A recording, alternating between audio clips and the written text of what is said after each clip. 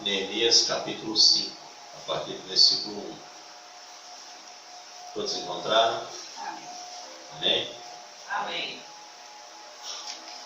Vamos ficar de pé em reverência à palavra de Deus mais uma vez. Amém? Amém.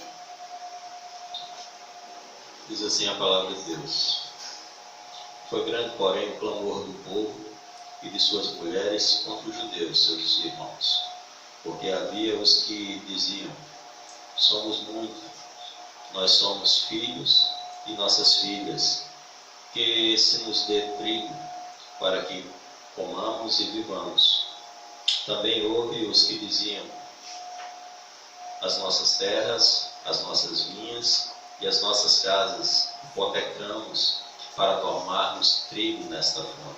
Houve ainda os que diziam: tomamos dinheiro emprestado até para o tributo do rei sobre as nossas terras e as nossas vinhas. No entanto, nós somos da mesma carne como eles, e nossos filhos são tão bons como os deles. E eis que sujeitam-nos nossos filhos e nossas filhas para serem escravos. Algumas de nossas filhas já estão reduzidas à escravidão.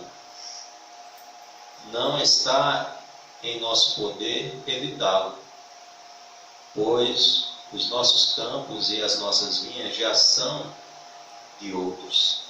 Ouvindo eu, pois, o seu clamor e essas palavras, muito aborreci. Depois de ter considerado comigo mesmo, repreendi aos nobres e magistrados, e lhe disse: sois usuários, cada um para com seu irmão, e convoquei contra eles um grande ajuntamento.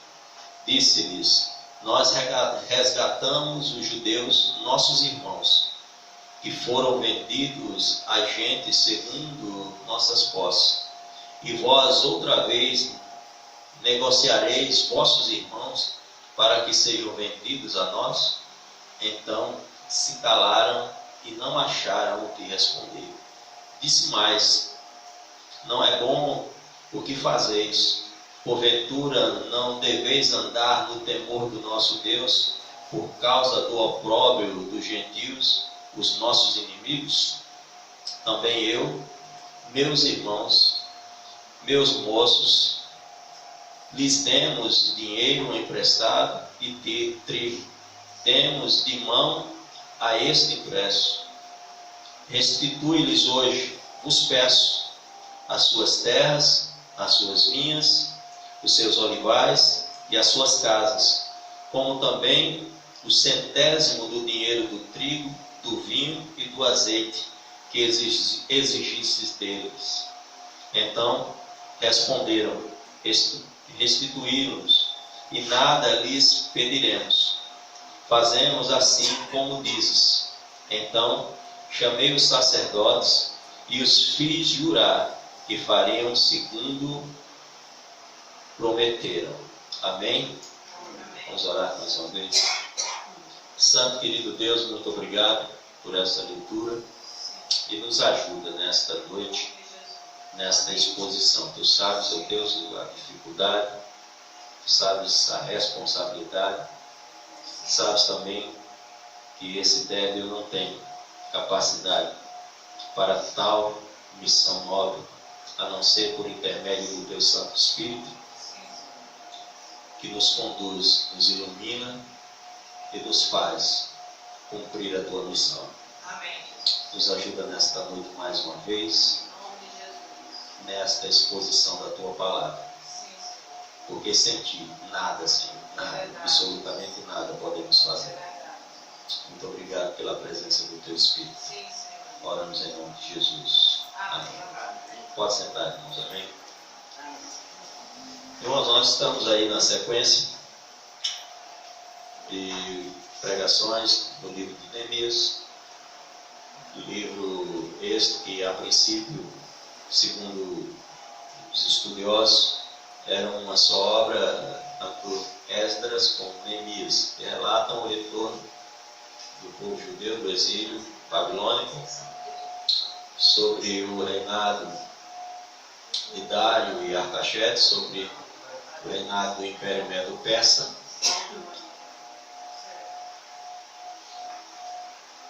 Amém, irmãos? Amém. Sobre o reinado do Império Medo-Persa, depois de 70 anos de escravidão, Dário chega ao poder e ele é confrontado com uma profecia de Jeremias que falava acerca do retorno do povo judeu. E ele decide assim autorizar esse retorno e recomeça uma obra de reconstrução da cidade de Jerusalém, de seus muros, primeiro sobre a liderança de Esdras e Zorobabel, ambos com missões particulares, Esdras de restaurar a lei, Zorobabel de reconstruir o altar de adoração ao Senhor.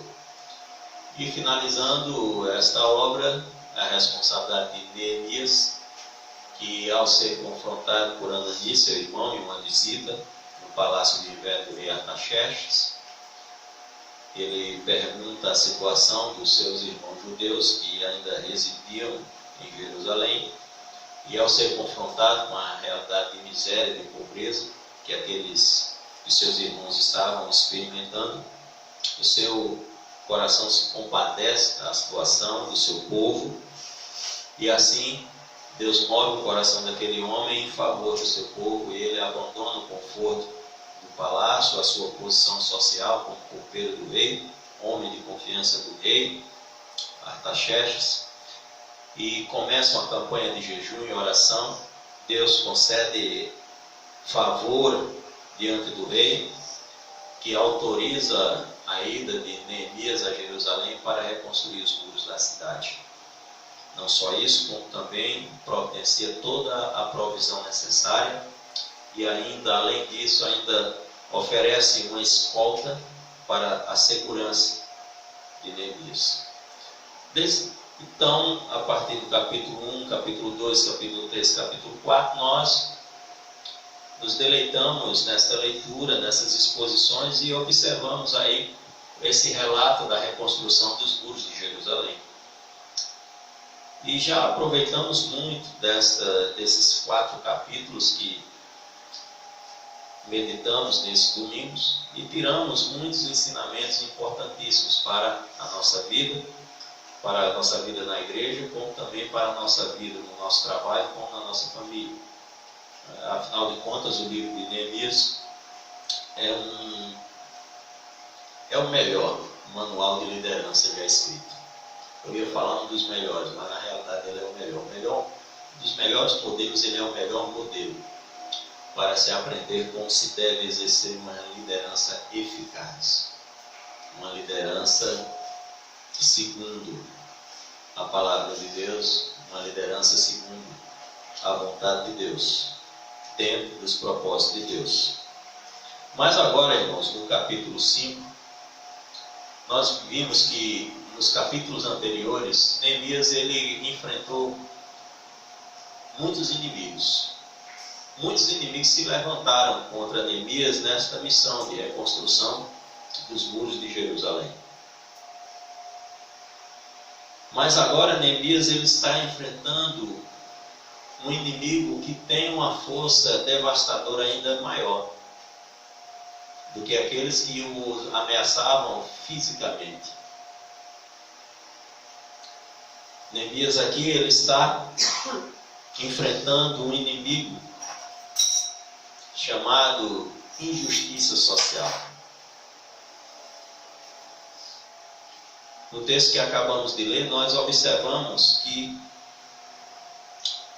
mesmo diante de tudo que Deus havia realizado através da vida de Neemias, vamos voltar um pouco para entender mais a situação do povo. No início dessa reconstrução dos muros era uma situação de calamidade. Os judeus que residiam em Jerusalém estavam em miséria, em grande miséria. Havia fome não havia segurança, não havia um governo que oferecesse o mínimo possível para o bem-estar daquelas pessoas. Os inimigos zombavam dia e noite deles. Então eles estavam, tanto de forma emocional, como de forma social, devastados. E Neemias, nesse processo, ele começa um processo para motivar novamente o seu povo, para trazer de novo esperança e alegria ao coração do seu povo, para que assim ele iniciasse a obra de reconstrução e para que ele tivesse êxito nessa obra, nessa empreitada. Mas mesmo diante dessa situação, sempre nós vamos observar que vai haver dentro, no meio do povo de Deus, oportunistas. Pessoas que não estão preocupados com a conclusão da obra de Deus, mas que estão buscando tirar proveito dela.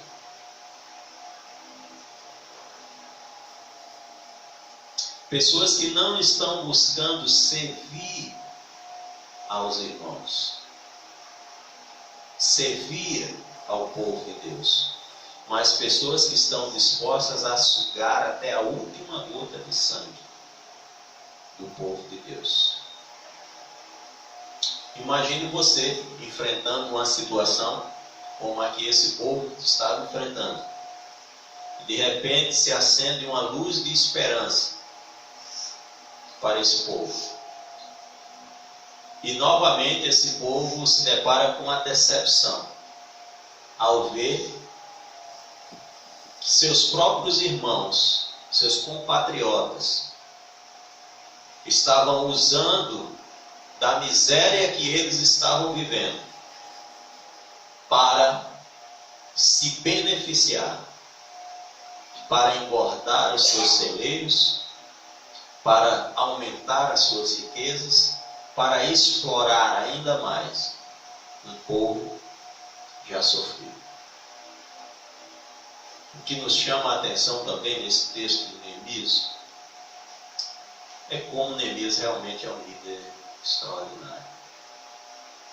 Ele vai dizer, o povo, a partir do versículo 1 em diante, o povo vai dando um relato do que estava acontecendo. Até então, Neemias não sabia o que estava acontecendo. Isso é muito importante. Às vezes o líder não age porque ele não sabe o que está acontecendo. Ninguém falou nada para ele. As pessoas não procuraram. Então, como é que ele vai tomar medidas para consertar o erro se ele não tem conhecimento desse erro? Se ninguém informou ele dessa situação. Então, o povo faz um relatório a partir do versículo 1, 5 e diante. E no 6, olha só o que Neemias diz. Ouvindo eu, pois, o seu clamor e essa palavra, muito me aborreci. Se você parar um pouco para analisar, você vai ver que esta é uma característica de Neemias. Lá no capítulo 1, quando Anani se encontra com ele, que ele pergunta a situação do povo judeu, e Anani dá um relato também da situação, Neemias se entristece com a situação do povo, se comove, seu coração ele é movido de comoção com a situação do povo. Agora, no capítulo 5, mais uma vez, trazem um relato de sofrimento do seu povo. Mas só que a reação de Neemias agora não é de tristeza, é de aborrecimento. Neemias fica chateado, fica irado, fica aborrecido. Como é que pode? A gente, numa obra dessa, o povo empenhado, os inimigos querendo impedir a reconstrução, o povo plantando de sentinela, e ainda assim, as pessoas que estão junto conosco ainda estão explorando. Ainda continuam explorando os outros, ainda continuam explorando seu próprio povo, seus próprios irmãos. O sentimento que veio no coração de Neemias é de indignação. Mas Neemias podia ter feito vista grossa.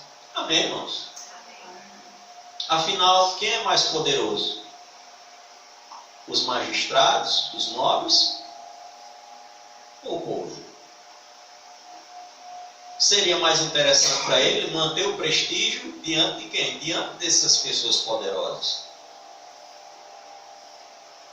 Seria muito mais vantajoso para Neemias isso.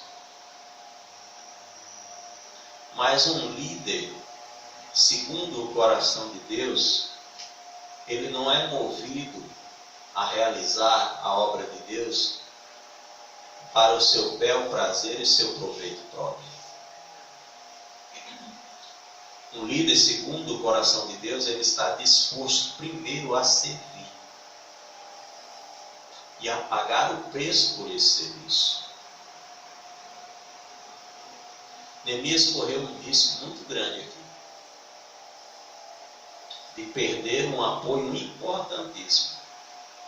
E muitas vezes nós temos, e isso agora eu vou uma palavra diretamente àqueles que exercem liderança na igreja, aqueles que futuramente serão ordenados ao ministério, aqueles que exercem liderança dentro de suas casas. Vai uma advertência para você. Você deve agir como Neemias agiu. Você não deve buscar favor daqueles que podem beneficiar. Suas decisões não devem estar pautadas em situações que de alguma forma vão trazer benefício para você. Às vezes você tem que pagar o preço. Às vezes você tem que arriscar perder um pouco do prestígio que você tem para fazer a coisa certa, para tomar a decisão certa, para agir de forma certa. E foi isso que Neemias fez. Acompanhe nas suas Bíblias. Ouvindo eu, pois, o seu clamor e essas palavras, muito me aborreci.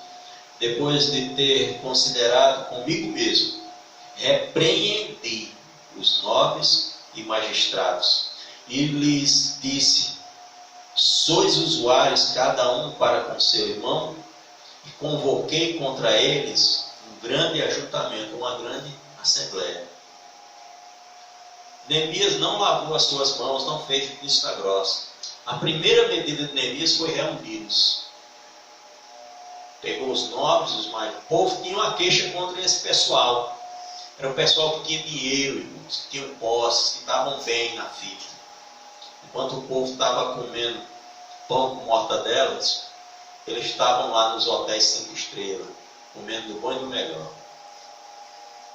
Isso parece alguns movimentos aí que dizem sociais que a gente conhece, mas não vamos entrar nisso não. Enquanto o povão está lá sofrendo, eles estão lá sugando o povo, usando o povo como massa de manobra para seu benefício.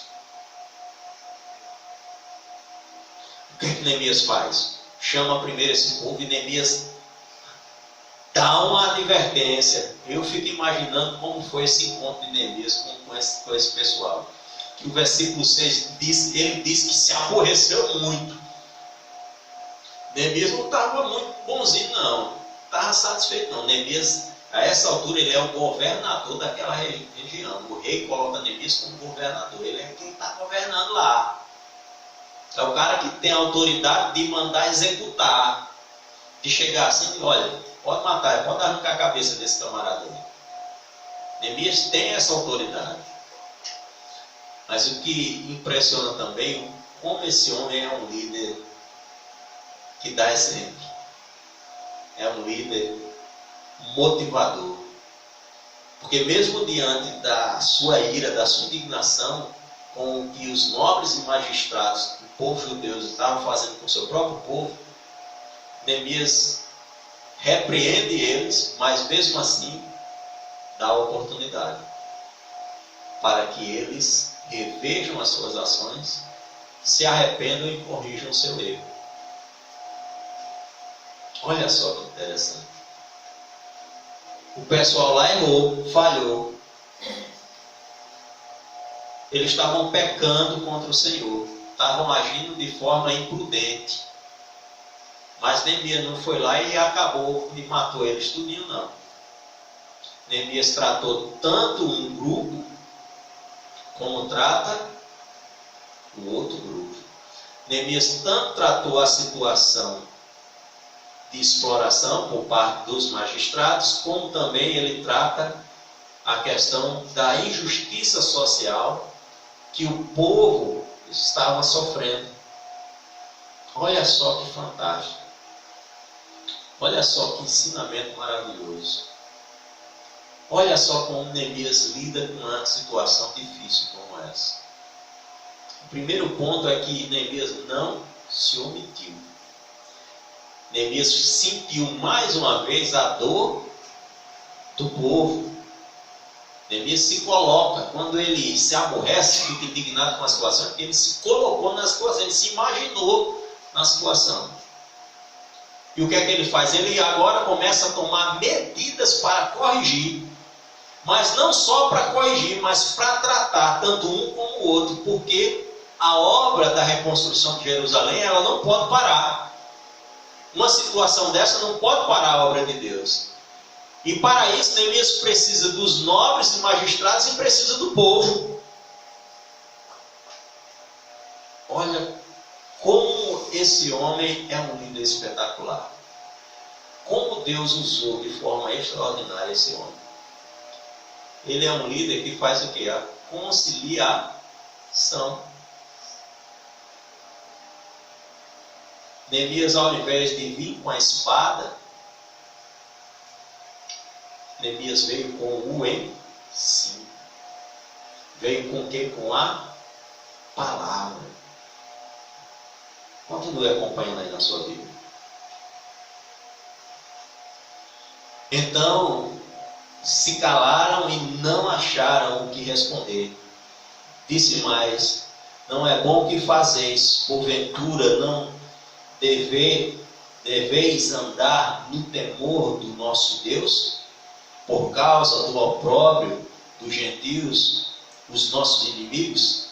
Também eu, meus irmãos e meus moços, lhe demos dinheiro emprestado e trigo, temos de mão a este empréstimo. Neemias também, ele tirou do poço dele. Neemias foi lá, ele usa o exemplo dele. Olha, eu também emprestei, eu também fiz, não só eu, mas os que estão comigo, e a gente abriu mão disso. Vendo a situação do povo, a gente não cobrou. Mas como tem irmão na igreja que faz uma confusão por outro por conta de R$5, chega logo para o pastor chamando o irmão do veado: pastor, aquele veado não me pagou. Às vezes não parou nem um pouco para olhar qual é a situação que o irmão está vivendo, porque o irmão não pagou ele ainda. Às vezes, enquanto a minha mesa e a sua mesa está farta, às vezes tem gente na igreja que está, às vezes, comendo cuscuz quando tem. E você não para se colocar no lugar das pessoas. Você não chama para jantar na sua casa.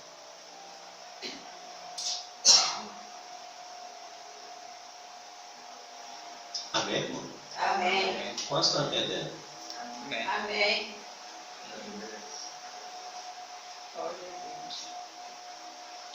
Porque nós temos, irmãos, injustiça social em todo canto. Ou vocês estão achando que é só lá fora? Nós cometemos injustiça social também dentro da igreja. Esse texto é também um alerta para mim e para você. Olha só, continue acompanhando aí, irmãos. Olha só o que Neemias, como ele começa agora, como ele trata, para resolver o problema, de uma vez por todas. Tanto para ele não aplicar uma correção mais rígida aos nobres e magistrados, como também para que o povo deixasse de sofrer essas injustiças sociais. Olha só a decisão de Neemias, olha só a orientação que ele dá aí. Versículo 11.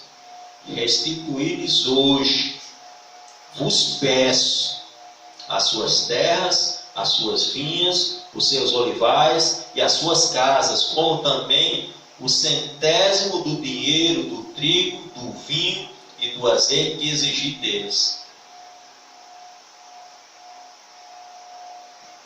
Olha aí, pessoal, tudo que vocês pegaram dos seus irmãos, do povo, devolvam. Só que nós observamos aqui que Neemias não deu uma ordem. Ele podia dar, ele era governador, ele podia simplesmente matar aquele pessoal tudinho e mandar e devolver tudo para o povo. Neemias fez o quê? Pediu. Ele faz um apelo ao emocional dos nobres e magistrados que estavam explorando seus irmãos. Ele, no versículo anterior, ele faz uma exortação para que eles caiam a ficha de que Deus está vendo aquilo que eles estão fazendo. Neemias diz: olha, não devemos nós andar no temor do Senhor? O povo estava naquela situação, foi levado para a Babilônia porque começou a desobedecer a Deus, porque perdeu o temor a Deus. Por isso Deus usa Nabucodonosor, usa o Império Babilônico como a sua vara, como a sua espada contra o povo, para repreensão, para correção.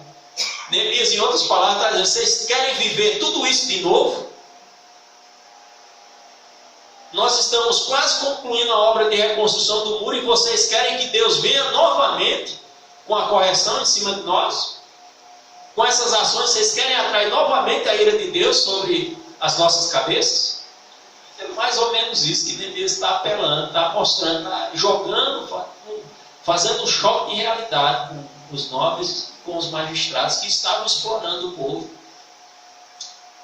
Depois dessa exortação, ele faz o pedido: olha, eu vou pedir para vocês, eu estou pedindo a vocês, olha, devolvam o que vocês pegaram desse pessoal aí, devolvam, eles já estão em miséria. Nós viemos aqui para ajudar, não para piorar a situação, para melhorar e não para piorar.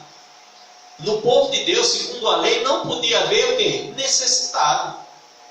Nós vamos ver isso lá em Êxodo e Levítico, que Deus toma cuidado, toma as medidas para que não houvesse no meio do povo pessoas passando necessidade.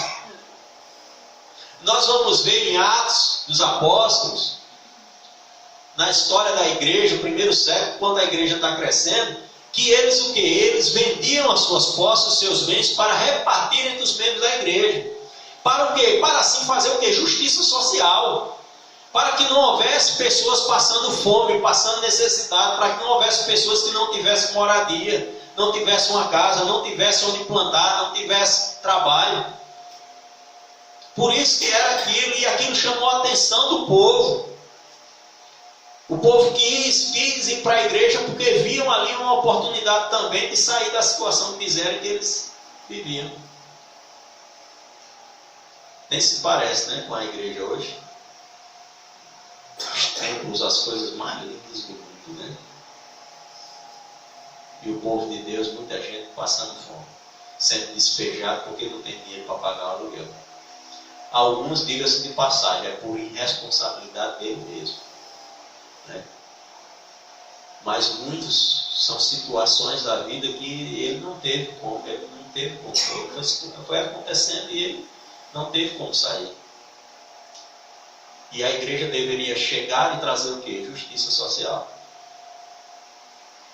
E nós vamos ver muita gente criticando e jogando essa responsabilidade para o governo, dizendo que o governo é que tem que trazer justiça social. Não, quem tem que trazer justiça social é a igreja, a começar dos seus membros. A igreja tem que ser luz para esse mundo, amém? Amém. Tem que ser farol, amém? Amém. Então ela tem que ser exemplo de justiça social, a começar pelos de casa. Pastor, vamos fazer um sopão para distribuir nas ruas aos moradores de rua. Excelente ideia. Bota uma iniciativa, a igreja deve fazer isso. Mas de que adianta eu fazer isso e dentro da igreja tem um irmão que não tem um prato de sopa para ele? Eu olhar primeiro para quem está lá fora, sem olhar para quem? Eu tenho que fazer primeiro aqui para depois fazer lá. Eu tenho que aplicar primeiro a justiça social aqui, entre nós, para depois sair e aplicar lá. Porque eu tenho que cuidar primeiro dos de casa, para que assim fortalecidos nós tenhamos mais capacidade de cuidar dos que estão fora. Quantos vocês estão entendendo? Diz amém. Amém. Neemias, com uma cajadada só, como diz o dito popular, ele mata 2 coelhos. Ele resolve 2 problemas com uma só, uma só medida, um só pedido. Olha o resultado. Neemias, ele apelou para o emocional dos magistrados, dos nobres. Ele apresentou a realidade e disse: olha, Deus está de olho no que vocês estão fazendo aí, viu? Vocês querem de novo que Deus venha e corrija? Olha, para evitar isso, então vamos fazer o seguinte: devolva tudo aquilo que vocês pegaram, vamos andar conforme a palavra de Deus. A palavra de Deus não diz que a gente não pode haver necessidades no nosso meio, então vamos abençoar. Então devolva tudo. Assim, o dinheiro que vocês ganharam com a venda do trigo e tal, dê uma parte também para eles não ficar, para eles ficar com dinheiro também. Olha só que maravilha. Imagina como ficou a alegria do povo depois de uma medida dessa.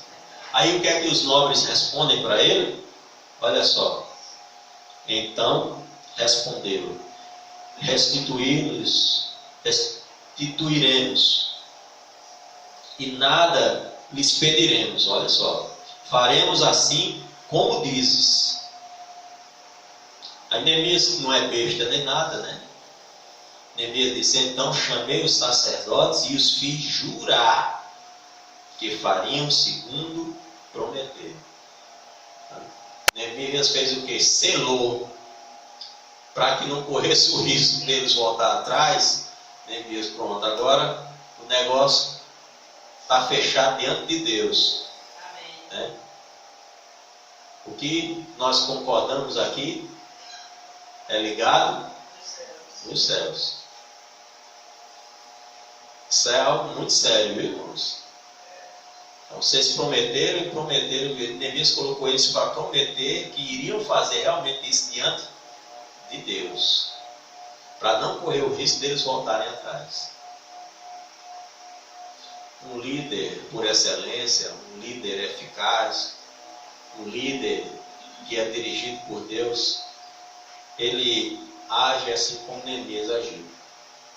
Ele resolve problemas como esse, como Neemias resolveu. Neemias não só tratou uma situação, como tratou as duas.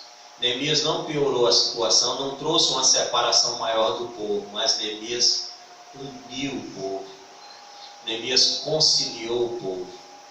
Neemias tratou o povo. Tratou os pobres e tratou os ricos.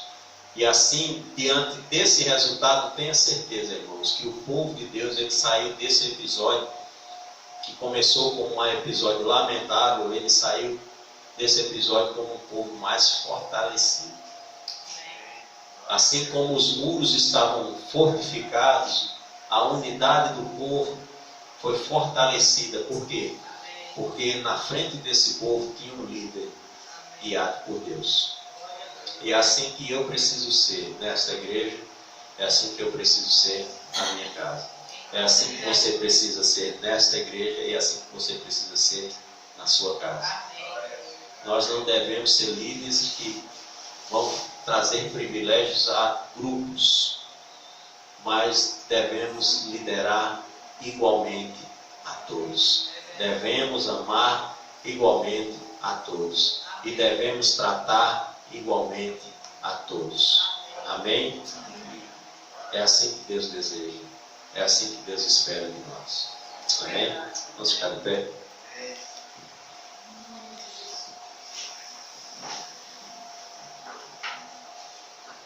Santo e maravilhoso Deus, muito obrigado por esta exposição da Tua Palavra, por esses ensinamentos tão preciosos da vida desse líder espetacular chamado Neemias. Desse homem que tem ao longo desse domingo nos ensinado. Pedimos tua misericórdia, Senhor, porque quando somos confrontados com o exemplo de Neemias, nos cai a ficha da realidade como estamos distantes de um modelo de liderança segundo a tua vontade.